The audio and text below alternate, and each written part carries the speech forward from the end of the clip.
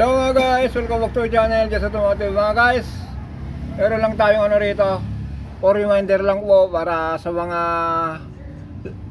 may sasakyan, ganoon din sa mga baguhan na mga mekaniko. Kasi mga guys, kung may ingay po ng ng Hi-Ace,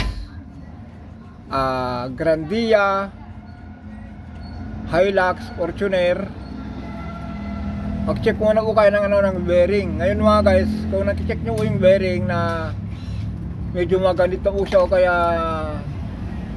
hindi na maganda yung niya, yung laro niya, palitan nyo na po yun, isabay nyo na rin yung yung kita nyo po yung makintaw. Hindi ko na lininis yung niya, yung wagitan niya. Pero yung makintaw na yan, ang inalitan natin dyan, dalawang bearing na 6301. Yan. Tapos yung masin nyo mga guys, yung belt niya bago na. Ang ginawa po natin dyan kasi ito maingay, parang merong ibon, ganon.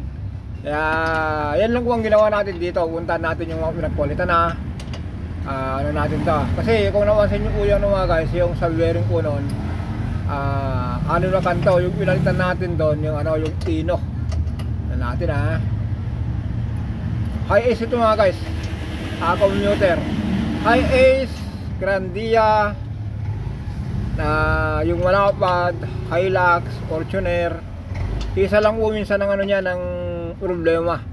Kung umaandar po katagalan, umiingay, kumikiskis, may bearing po dyan. Yan, yung ito po, itong tensioner bearing, idler bearing, ganoon din po dun sa dalawang idler dyan guys. Yun, yung napalitan na rin yan, yung kulay blue.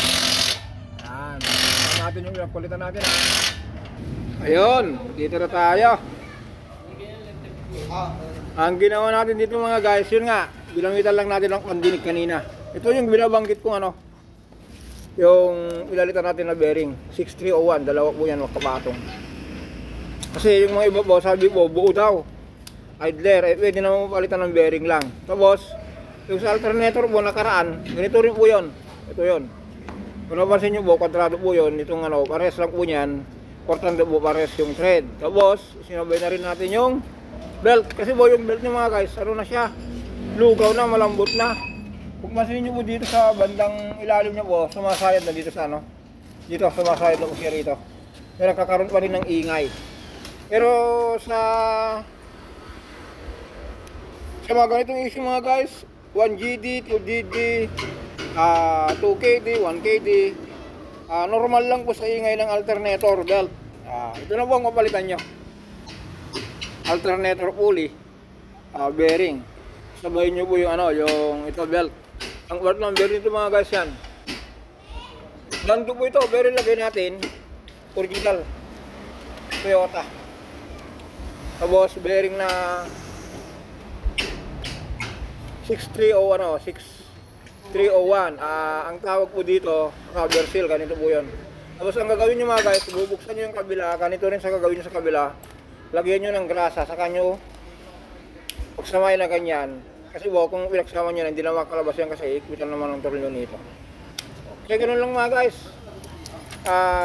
Ang ginawa lang po natin dito, yung tinanggal lang natin yung ingay. Okay mga guys, sana itong video kong ito, meron kayong nakuhang konting kalaman. Lang po, ito lang ginamit natin. Okay, hanggang na lang po tayo. Kung hindi po kayo nakapag-subscribe, please subscribe, like and share. Maraming salamat.